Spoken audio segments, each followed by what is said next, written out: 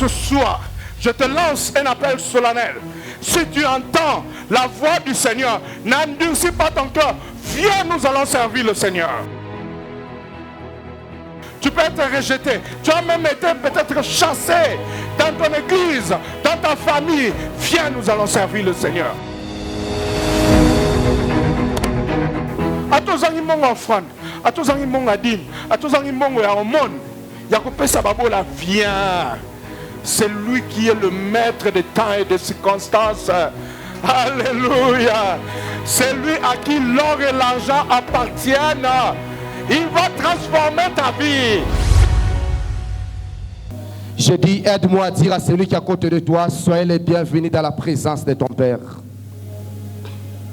Écoutez, lorsqu'un président organise une réunion, ou soit lorsqu'un homme est convoqué quelque part, l'homme se pose des questions. Sur quoi on veut parler?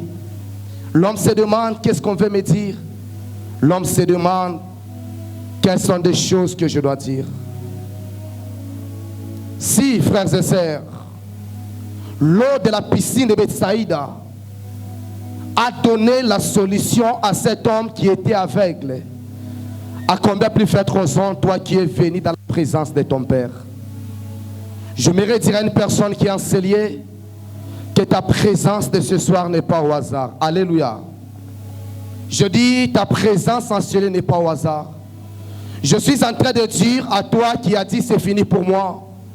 Je suis en train de dire à toi qui était en train de traverser des moments difficiles. Je suis en train de dire à toi qui disais que non, je suis abandonné par les gens. Je suis en train de dire à toi qui était en train de dire le problème que j'ai. Je trouve que c'est ça la fin de ma vie. Je suis venu t'annoncer ce soir que cela n'est pas encore fini pour toi. Je suis venu t'annoncer ce soir celui qu'on appelle l'alpha qui est au commencement. Je suis venu t'annoncer ce soir celui qui est capable d'apporter la solution à tes problèmes. Nous sommes debout, nous allons lire la parole de Dieu. Nous sommes dans le livre de Jean chapitre 9, le verset 1. Nous lisons au nom de Jésus. Jésus vit en passant un homme aveugle de sa naissance. Ils lui posèrent cette question.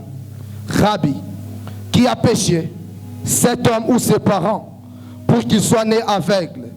Jésus répondit, ce n'est pas que lui ou ses parents aient péché, mais c'est afin que les œuvres de Dieu soient manifestées en lui. Il faut que je fasse tandis qu'il est jour les œuvres de celui qui m'a envoyé. La nuit vient où personne ne peut travailler. Pendant que je suis dans le monde, je suis la lumière du monde. Après avoir dit cela, il cracha à terre et fit de la boue avec sa salive. Puis il appliqua cette boue sur les yeux de l'aveugle et lui dit, vois, lave-toi au réservoir de Siloé. Nom qui signifie envoyé. Il alla se lava et ça retourna voyant clair. Amen. Veuillez s'asseoir, que le Seigneur bénisse sa parole. La parole de Dieu est en train de nous présenter un homme né aveugle de sa naissance. La Bible est en train de dire, pendant que Jésus passait avec ses disciples, ces disciples ont vu cet homme qui était en train de mendier, cet homme qui est en train de vivre une vie de misère. Ces disciples ont vu cet homme qui était dans le désespoir. Et ils se sont approchés auprès de Jésus, ils ont posé la question. Rabbi, qui a péché pour que cet homme soit né aveugle? Ses parents ou soit lui? Mais j'entends la réponse de Jésus. Jésus est en train de leur dire, ni cet homme a péché, ou ses parents aient péché, mais c'est afin que les œuvres de Dieu soient manifestées dans son corps. Voilà pourquoi ce soir nous allons parler sur un thème, la persévérance. Alléluia. Aide-moi à dire à celui qui est à côté de toi la persévérance. On ne peut pas parler de la persévérance sans avoir une course. On ne peut pas parler de la persévérance sans avoir une marche que la personne est en train de mener. L'une des choses aujourd'hui, ou soit des choses qui font partie des choses qui font à ce que beaucoup de gens se fatiguent, beaucoup de gens abandonnent la foi, c'est parce que les gens manquent la persévérance qu'ils sont en train de faire. Ce Cet homme est né aveugle. Et toute sa vie, il est en train de demander. Toute sa vie, il est en train de dépendre des autres. Comme nous savons bien, un aveugle ne peut pas marcher seul. Un aveugle ne peut pas manger seul. Un aveugle ne peut pas travailler. Un aveugle ne peut pas faire n'importe quelle activité. Parce que dans sa vie, il manque la chose qui peut l'aider de palper des matériels, de palper des choses qu'il est en train de voir. Ainsi, cet homme est né aveugle.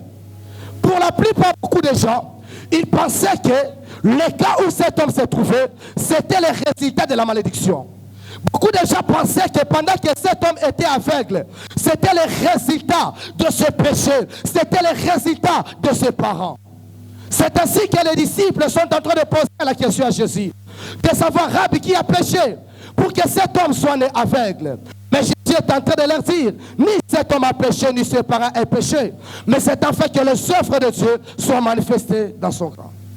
De même que toi, il arrive des fois, tu regardes les problèmes que tu as. Il arrive des fois, tu regardes la situation que tu es en train de traverser.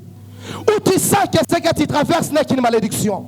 Où tu sens que le problème que tu as n'est que la malédiction des parents.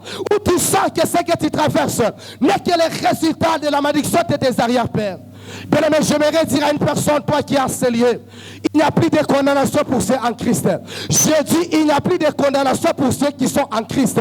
Jésus a effacé des lois, ainsi que des ordonnances qui nous condamnaient. Dans la nouvelle alliance, on ne subit pas les péchés de nos parents, on ne subit pas la malédiction de nos arrière-pères. Mais dans la nouvelle alliance, l'âme qui pêche, c'est celle qui mourra.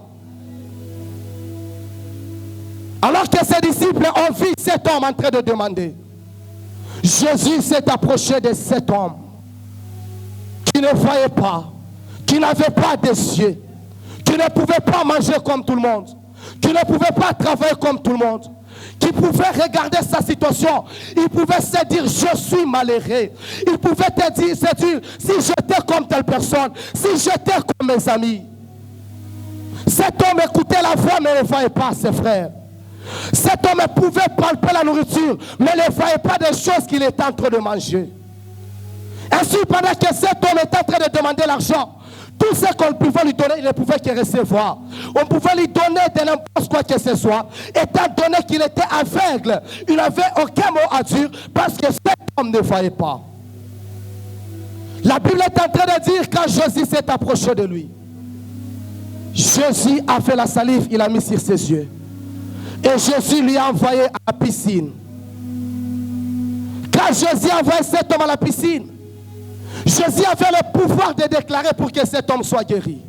Jésus avait le pouvoir de dire, va t'a sauvé, comme la femme à la perte du sang. Jésus avait le pouvoir de dire un mot pour que cet homme découvre la vie. Mais Jésus n'a pas dit un mot. Mais Jésus a envoyé l'homme d'aller se laver dans la piscine de Bethsaïda. Mais le fait que Jésus envoie cet homme d'aller se laver, ce n'était pas au hasard, mais c'était juste pour tester l'obéissance de cet homme. Il y a un moment dans ta vie, le Seigneur te testera. Il y a un moment dans ta vie, Dieu testera pour savoir si tu es obéissant. Dans le chemin des miracles, il y a l'écoute à ce que Dieu te dit de faire. Dans le chemin de la bénédiction de Dieu, dans les principes de Dieu, tu dois faire ce que le Seigneur te demande de faire. Mais la plupart, qu'est-ce qui arrive aux gens? Les gens veulent que le Seigneur fasse ce que les gens veulent. Ensuite, Dieu envoie cet homme d'aller se laver à la piscine. Cet homme pouvait dire, Jésus, j'ai entendu parler que tu as guéri des gens par des paroles. Cet homme pouvait dire, Jésus, je vis quand tu as guéri Bartimée. Cet homme pouvait dire, Jésus, je vis quand tu as guéri la femme à la perte du sang. Tu ne l'as pas demandé d'aller se laver. Mais comment se fait-il que tu m'as demandé moi d'aller se laver? Jésus a testé l'obéissance de cet homme. Jésus a testé si cet homme pouvait obéir pour le miracle de sa vie. Ainsi, ma soeur, mon frère, il y a des choses que le Seigneur te demande de faire quand tu es seul. Des fois, le Seigneur te demande de jeûner. Des fois, le Seigneur te demande de prier. Des fois, le Seigneur te demande de faire un jeûne, je ne sais pas, de 5 jours. Que tu es sensible à la chair et que tu n'es plus sensible à l'esprit. Tu écoutes ce que la chair te demande de faire et non ce que l'Esprit de Dieu te dit de faire. Ainsi, nous ratons le miracle de Dieu dans notre vie. Ainsi nous ratons de bonnes choses que le Seigneur devait faire dans notre vie. Selon la signification, la piscine de Bethsaïda veut dire envoyer. Et si nous regardons, la vie de Jésus, c'était une vie de mission. Jésus n'est pas venu sillonner sur cette terre, non. Mais Jésus avait une mission que le Père lui a confiée. Ainsi, toute la vie de l'homme, c'est une vie de mission. Quand tu es chrétien, quand Dieu t'a créé, il y a un objectif pour lequel le Seigneur t'a créé. C'est comme ça que je suis en train de dire à une personne ce soir. Tu n'es pas venu accompagner les autres. Je dis, tu n'es pas venu accompagner les autres. Dieu t'a créé pour une mission. Je dis, Dieu t'a créé pour une mission. Et ta présence dans ce ministère n'est pas au hasard. Je dis, ta présence dans ce ministère n'est pas au hasard. Le Seigneur t'a envoyé parce qu'il sait ce qu'il a déposé de toi. Ainsi, Jésus est venu afin de libérer les captifs. Il est en train de dire, je suis la lumière du monde. Et lorsque l'homme est aveugle, la personne ne voit pas. Lorsque l'homme est aveugle, la personne est en train de vivre dans les ténèbres parce qu'un aveugle ne voit pas. Ainsi, Jésus est venu donner la signification de sa mission. Ainsi, Jésus est venu faire la preuve de choses qui ont fait à ce que Jésus puisse venir sur cette terre. J'aimerais dire à une personne, peut-être que tu es aveugle, je ne sais pas, dans n'importe quel domaine. Peut-être que dans ta vie, il y a des choses qui ne marchent pas. Peut-être que c'est dans le domaine des études. Peut-être que c'est dans le domaine du travail. Peut-être que c'est dans le domaine du mariage. Je suis venu te présenter Jésus. Il est en train de dire, je suis le chemin, la vie et la vérité. Jésus est le chemin. Parce qu'en dehors de lui, il n'y a aucun chemin qui peut nous amener à la vie éternelle. Jésus est la lumière parce qu'il est venu apporter la lumière dans le monde. Jésus est la vérité parce qu'il est venu parler de la vérité.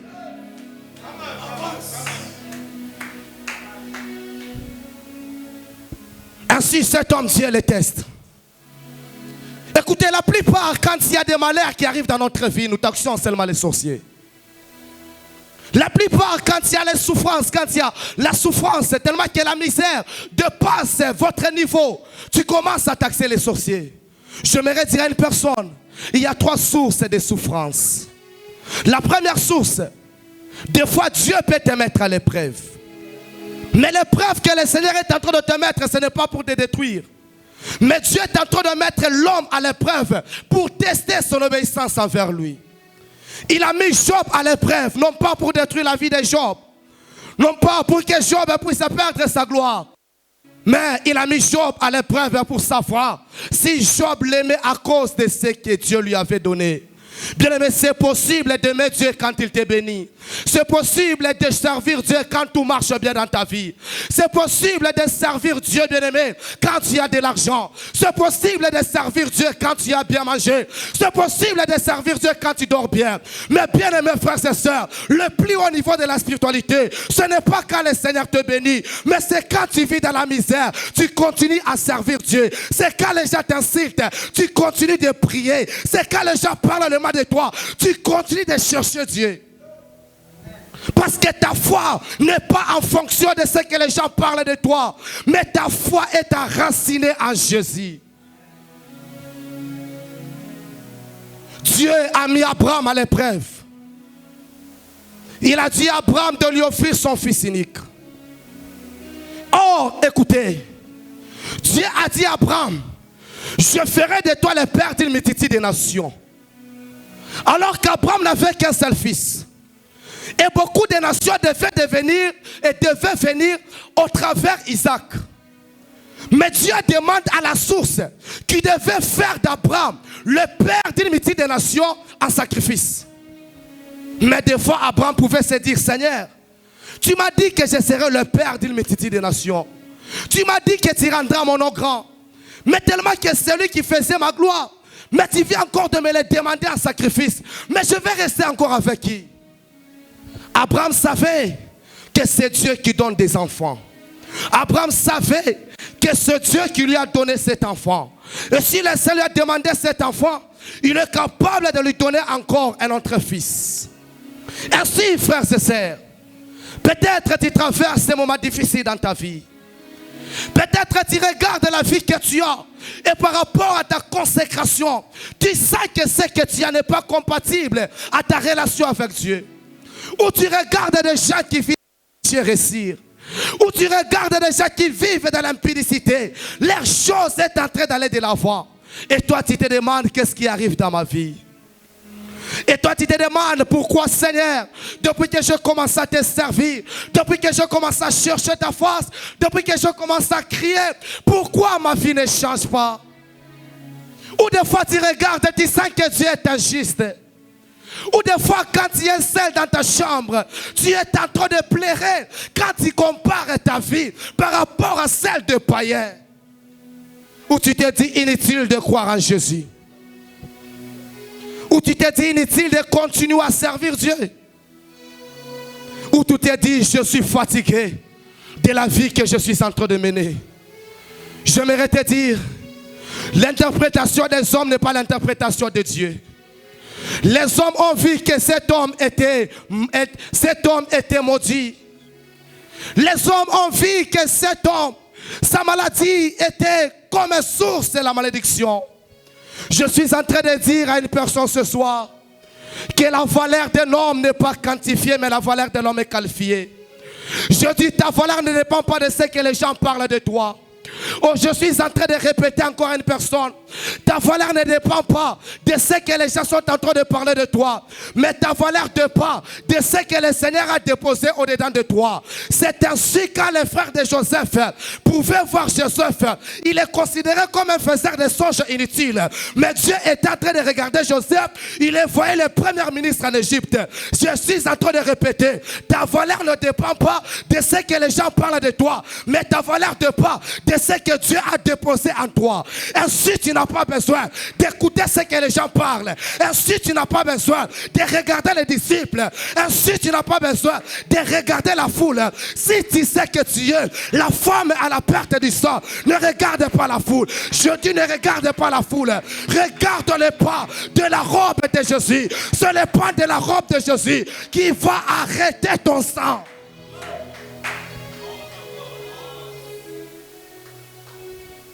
Et cet homme, quand les disciples ont parlé, peut-être il s'est posé des questions. Mais pourquoi ces hommes parlent? Mais pourquoi ces gens disent que je suis maudit? Pourquoi ces gens disent que c'est mes parents qui ont péché? Cet homme pouvait dire pourquoi ces hommes sont en train de dire que je suis un malheureux. Écoutez, quand Dieu te met à l'épreuve, des fois les gens ne peuvent pas comprendre. Quand Dieu te fait passer par une école, personne ne pourra comprendre l'école de Dieu. Je suis en train de te dire, le problème que tu as, ce n'est qu'un chemin à la préparation de ta gloire. La vie que tu es en train de traverser, ce n'est que le Seigneur qui est en train de te préparer à la gloire. Ne pleure pas à cause de ce que tu as. Ne pleure pas à cause de ce que tu traverses. Je dis ne pleure pas. Même quand tu sens que tu es seul. Même quand tu sens que tu as jeûné. Tout ne marche pas dans ta vie. N'abandonne pas de servir Dieu. N'abandonne pas de prier. N'abandonne pas de venir à l'église. N'abandonne pas de te mettre à genoux. C'est comme ça que je suis en train de dire à une personne. Si la montagne de Sinaï a donné la victoire à Moïse. Ainsi la montagne de Golgotha a donné la victoire à Jésus, ainsi que toi aussi, quand tu es en train de prier, la prière te donnera la victoire face à tes ennemis. Cet homme était dans l'épreuve de Dieu. Dieu teste Job pour savoir si cet homme l'aimait, pour savoir si sa consécration était en fonction des matériels.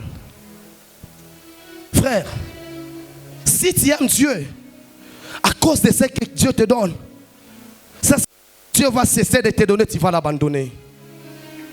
Si tu aimes Dieu, parce que Dieu t'a donné, je ne sais pas, des bonnes choses, sache que quand un jour ces choses vont disparaître, tu vas abandonner Dieu. Job pouvait aimer Dieu même dans le malheur. Job pouvait aimer Dieu même quand il n'avait pas des enfants. Job pouvait aimer Dieu même qu'elle n'avait rien. Que ton amour envers Dieu ne dépend pas de ce que Dieu te donne. Je suis en train de dire à une personne que ton Dieu ne dépend pas du matériel que le Seigneur est en train de te donner. Que ton amour envers Dieu ne dépend pas des choses que le Seigneur est en train de faire dans ta vie. Tu dois l'aimer parce qu'il t'a d'abord aimé. Il a donné son Fils à cause de nos péchés. La deuxième source de la souffrance, c'est d'abord les péchés. Les péchés. Aujourd'hui, quand on parle du péché, cela est un dérangement pour plusieurs de gens. Aujourd'hui, quand on parle de la sanctification, les gens se disent, est-ce que quand il parle de ça, lui se sanctifie? Aujourd'hui, quand on parle du péché, c'est comme si on est en train de percer dans le cœur des gens. Mais j'aimerais vous dire, Dieu ne se sert pas des choses qui sont sales.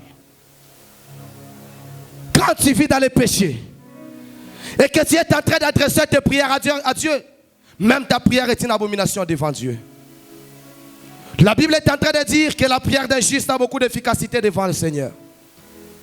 Ça veut dire si la prière d'un juste a beaucoup d'efficacité, ainsi la prière est inefficace devant Dieu. Ainsi, la nourriture du diable, ce n'est pas d'abord la jalousie. La nourriture du diable, ce n'est pas d'abord la haine. Mais la nourriture du diable, c'est d'abord le péché. Quand tu vis dans le péché, tu donnes la force au diable de dominer sur ta vie. Quand tu vis dans le péché, tu donnes la force aux sorciers de venir et dominer dans des choses que tu as. Ainsi que tu vois, depuis que tu as commencé à prier sur un même sujet, il n'y a pas encore eu le changement dans ta vie. Non pas que Dieu a changé, mais c'est parce que c'est toi qui ne veux pas changer ta manière de faire des choses. C'est comme ça qu'ils sont en train de te dire ce soir, change ta position, Dieu changera aussi ta situation. Change ta façon de faire les choses, Dieu changera les choses dans ta vie. Tu ne sais pas des choses que tu es en train de rater. Tu ne sais pas des choses que Dieu a réservées pour toi. Bien aimé, il y a une gloire que Dieu a réservée pour toi. Il y a une onction que Dieu a réservée pour toi. Il y a des endroits que Dieu est en train de réserver pour toi. Tellement que tu es dans les péchés. Et quand la main de Dieu est en train de venir, la main de Dieu ne peut pas t'atteindre. Parce que tu es loin de Dieu. Je dis parce que tu es loin de Dieu.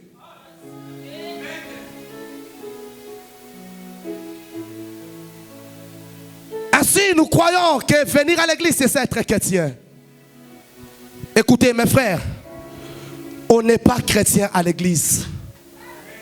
On n'est pas chrétien quand nous sommes ici en train de chanter, en train de louer, en train de prier, non. Mais nous sommes des chrétiens à la faculté. Nous sommes des chrétiens au boulot. Nous sommes des chrétiens au marché. Nous sommes des chrétiens dans notre maison. Qu'est-ce que les gens sont en train de parler de toi dans ton quartier? Nous savons que tu es un frère. C'est seulement ici à l'église. Mais dans ton quartier, quel est le témoignage que tu as? Ici nous t'appelons prophète, mais dans ton quartier on t'appelle comment? Ici nous t'appelons prédicateur, mais dans ton quartier, alors qu'on t'a déjà donné. J'aimerais vous dire, ratez tout ce que vous pouvez rater, mais ne ratez jamais l'enlèvement. Je ne suis pas venu vous présenter la sainteté pour avoir des voitures. Je ne suis pas venu vous présenter la sainteté pour avoir des maisons. Je suis venu vous présenter la sainteté pour hériter le royaume de Dieu. Je suis venu vous présenter la sainteté pour hériter le royaume de Dieu. Tu peux avoir des maisons, tu peux avoir tout ce qu'un homme peut avoir pour être heureux. Mais sache qu'un jour, nous sommes des mortels. Des mois après demain, chacun de nous ira rendre compte à Dieu de la vie qu'il a menée pendant qu'il était sur cette terre. Pendant que tu es sur la terre, commence à préparer ton chemin. La Bible est en train de dire, personne ne sait ni l'heure ni le jour que le Fils de l'homme viendra. Il se fait que tel que nous sommes ici, et que la trompette est sonnée, et que Jésus venait pour enlever ton église. Pose-toi la question, quelle sera ta finalité? Quelle sera ta finalité, toi qui demeures dans le péché? Quelle sera ta finalité, toi qui demeures encore dans l'impudicité, toi qui demeures encore dans la masturbation, toi qui demeures dans les vols, toi qui demeures dans la calomnie? Écoutez, à l'université, quand on délibère, vous pouvez avoir des échecs légers. Dans tel cours, tu as par exemple 9. Dans l'autre cours, tu as par exemple un 9 et tu as éliminé tous les autres cours. On peut te délibérer, tu passes la promotion. Mais pour entrer au ciel, tu dois éliminer tous les cours qui est le péché. Au ciel, il n'y aura pas question de dire Seigneur, j'ai abandonné les mensonges. Il m'a juste resté l'impudicité. Permets-moi d'y entrer. Non, au ciel, il n'y aura pas de recours. J'ai dit au ciel, il n'y a pas la deuxième session. Il n'y a que la session unique. Et la session unique, c'est ce que tu es en train de présenter maintenant. Pendant que tu es sur la terre, commence à préparer ton chemin. Tu ne sais pas ni l'heure, ni le jour que Jésus viendra.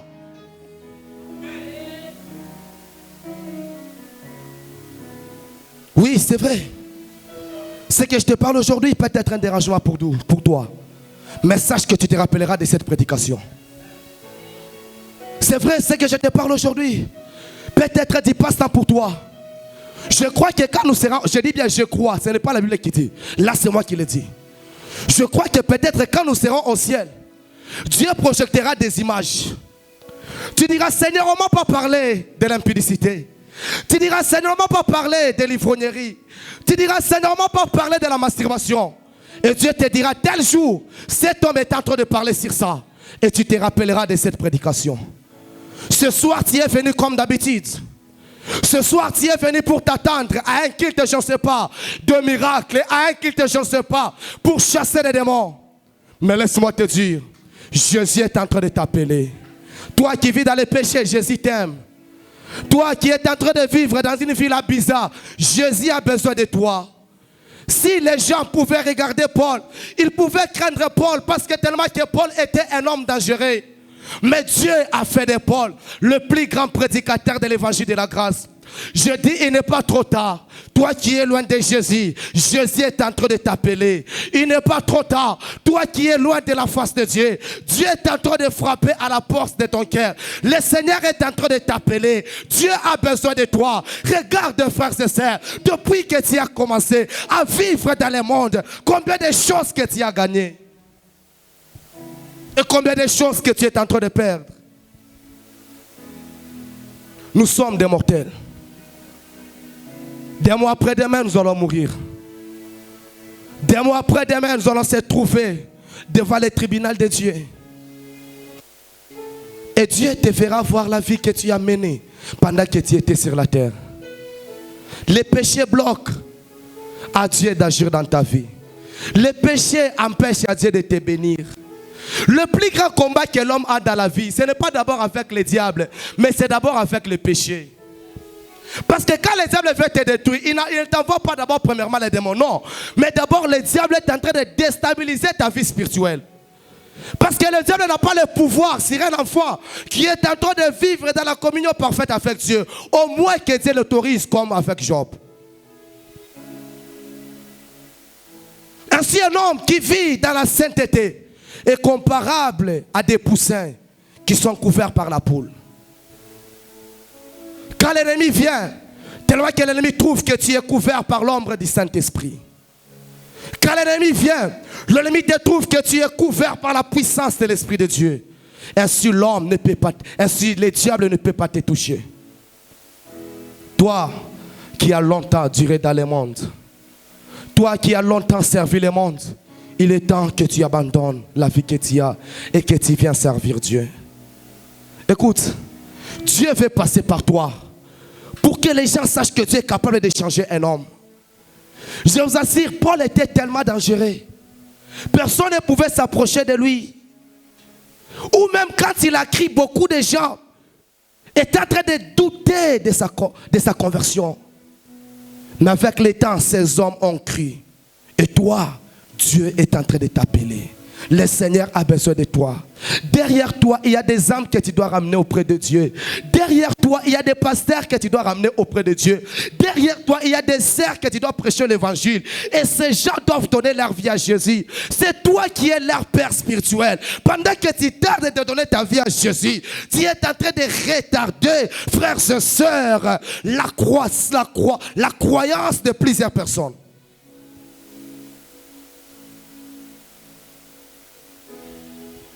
Troisième source de la souffrance. Cela peut être une épreuve, comme je l'ai dit. Ça veut dire Dieu te teste. Dieu te fait passer par une école. Dieu essaye pour savoir si tu l'aimes encore.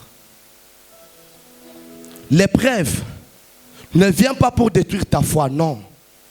Mais l'épreuve vient pour tester ta sens, pour tester ton obéissance envers Dieu. J'ai toujours dit ceci. Une fille ne peut pas dire à un homme que je t'aime parce que cet homme, je ne sais pas, lui a donné des bonnes choses ou soit a fait quoi, non. Mais la fille prouve son amour envers l'homme lorsqu'elle est draguée par un homme qui dépasse l'homme qu'il a. Un homme qui dépasse ton mari par de l'argent, la beauté, sur tous les domaines. Quand tu arrives à dire non, là tu prouves ton amour envers Dieu, envers plutôt ton mari. De la même manière aussi avec un chrétien. Notre épouse c'est Jésus. Et nous, nous sommes l'épouse de Jésus. Nous ne pouvons pas notre amour envers Jésus. Bon, non. Nous ne pouvons pas notre amour envers Jésus parce que je suis ici à la chair, en train d'annoncer l'évangile, que cela montre que j'aime Dieu. Non, ce n'est pas ça. Mais je vais prouver mon amour envers Dieu quand je serai tenté. Quand on te proposera de tomber dans l'occultisme pour avoir de l'argent, quand on te proposera de changer l'évangile pour avoir des millions, quand tu arriveras à dire non, là tu viens de prouver ton amour envers Dieu. Bien aimé, j'accepte de mourir pauvre et de prêcher la sainteté.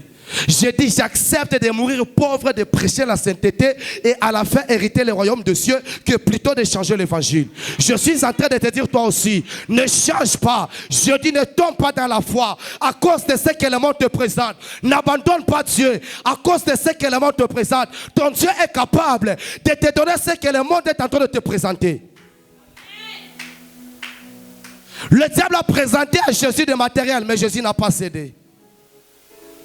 Le diable a demandé à Jésus de l'adorer, mais Jésus n'a pas accepté. L'une des choses qui pousse aujourd'hui aux gens de régner leur foi, c'est parce que les gens n'ont pas la vision. Écoutez, quand vous êtes dans une relation, que ce soit relation amoureuse, n'importe quelle relation, si la relation à laquelle vous êtes n'est pas bâtie sur une vision, retenez qu'un jour cette relation est appelée à mourir. Ainsi, si ta communion avec Dieu, ta croyance avec le Seigneur est fondée sur une vision, tout ce que tu es en train de faire va commencer à se tourner autour de la vision. Quelle est la vision que tu as pour Dieu? Quelle est la vision que tu as pour le Seigneur? Frères et sœurs, Dieu n'est pas injuste. Je dis, Dieu n'est pas injuste. S'il a promis à Sarah de lui donner un fils, il le fera aussi dans ta vie. S'il a promis, frères et sœurs, à Abraham de faire de lui le père d'une multitude de nations, il le fera aussi de même dans ta vie. Ah, c'est comme ça que je suis en train de dire à une personne ce soir. Même si tu es un Méphibosheth et que tu es à l'Odébar et que tu es rejeté et qu'à côté de toi, il n'y a personne qui peut s'intéresser de toi, laisse-moi te dire que dans la vie, il y a un moment où tu dois être rejeté. Dans la vie, il y a un moment où tu dois être abandonné. Dans la vie, il y a un moment où tu dois passer par la souffrance. Mais sache aussi, il y a un moment où le Seigneur viendra te ramasser. Selon les promesses que David avait faites à Jonathan, c'était de garder sa famille, de protéger sa famille. Mais quand l'alliance est descendue à la table du roi, l'alliance a trouvé David en train de se réjouir, David en train de manger. L'alliance a commencé à chercher Méphibosheth. Elle a commencé à chercher, elle a commencé à chercher. L'alliance est entrée dans la chambre, elle n'a pas trouvé Méphibosheth. L'alliance est entrée dans la cuisine, elle n'a pas trouvé Méphibosheth.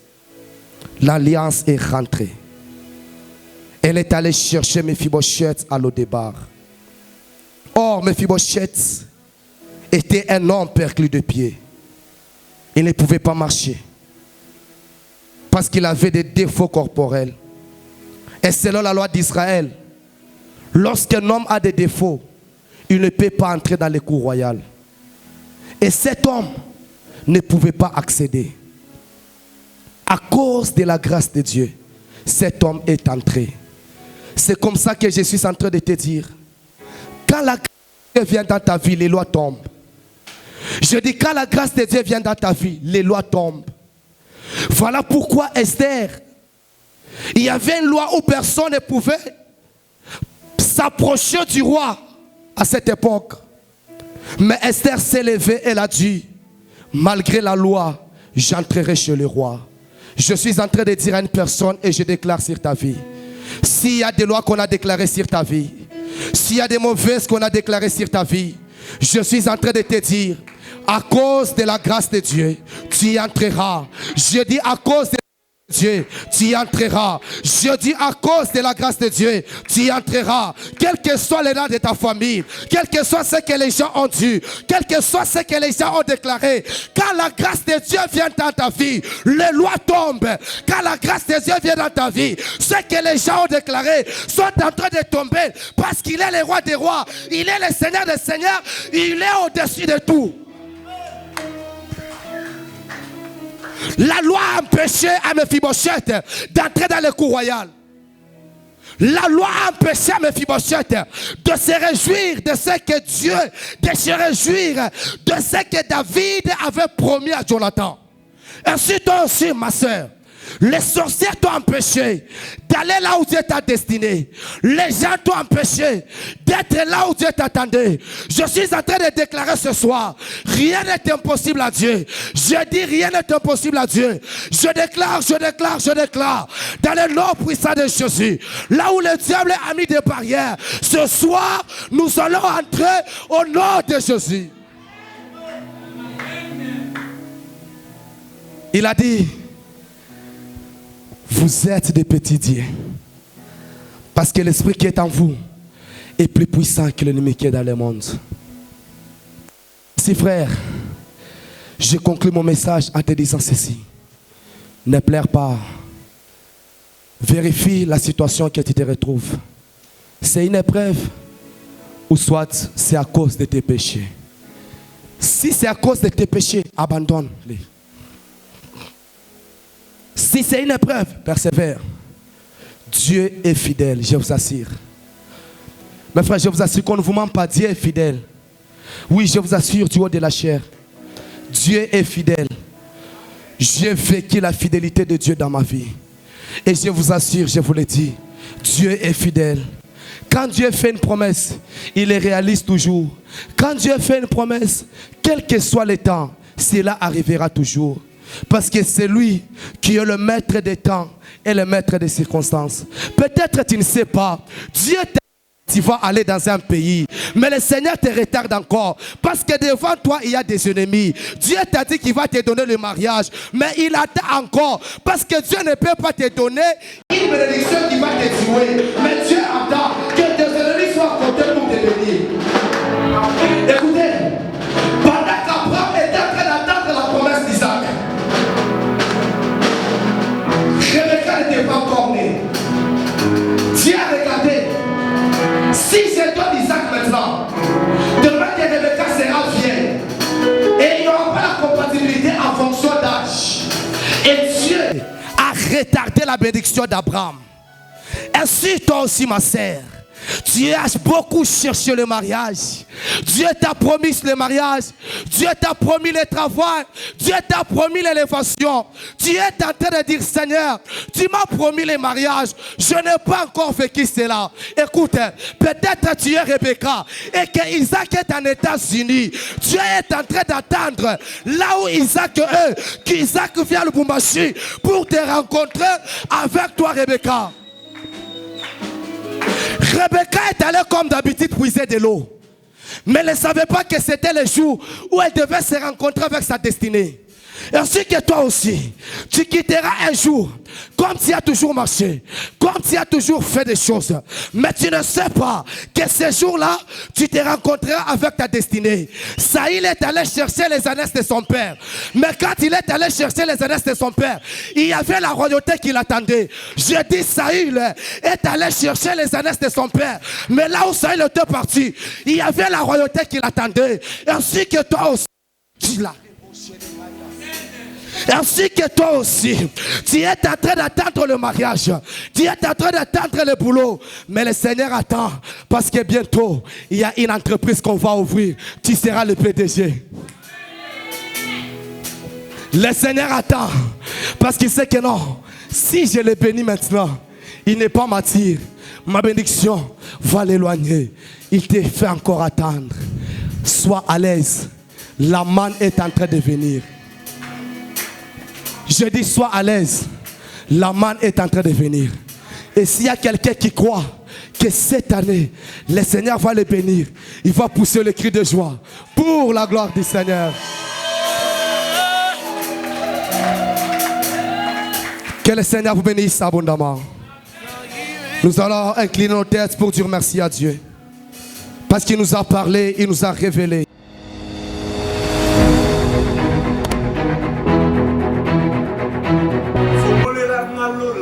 Et guéris-moi. Mais ce soir, je te lance un appel solennel. Si tu entends la voix du Seigneur, n'endurcis pas ton cœur. Viens, nous allons servir le Seigneur. Tu peux être rejeté. Tu as même été peut-être chassé dans ton église, dans ta famille. Viens, nous allons servir le Seigneur. Atozangi mongo offrande, atozangi mongo adine, atozangi mongo ya omone. Yakopesa babola, viens. C'est lui qui est le maître des temps et des circonstances. Alléluia. C'est lui à qui l'or et l'argent appartiennent. Il va transformer ta vie.